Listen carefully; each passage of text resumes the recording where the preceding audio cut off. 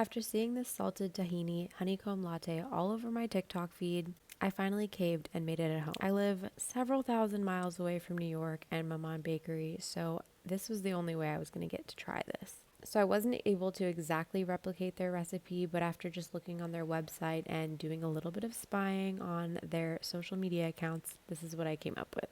I'm starting by brewing a double shot of espresso. It seems like a lot of recipes that were trying to recreate this would brew the espresso directly over some tahini, but the result looked a little bit gritty and it didn't look like the tahini smoothly incorporated into that espresso, and I really don't love that texture, so I decided to go a different route.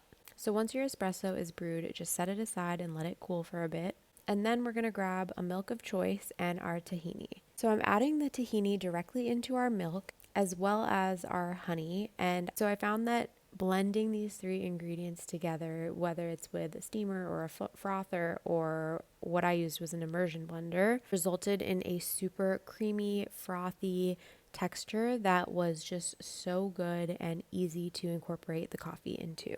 So once you've added your tahini and your honey into your milk, we're also going to add a pinch of salt. And then, like I said, I used my immersion blender, but use whatever coffee tools you have available to you. And I just blended this all together until it started to froth up and until I could no longer see any clumps of tahini in the milk. And as you can see, this is just so light and foamy and dreamy. It's exactly what I was hoping for. So from there, you just combine this milk with your espresso, and the end result is a deliciously sweet and salty coffee drink that for me totally lived up to the hype. Definitely give this a try if you are a fellow tahini lover.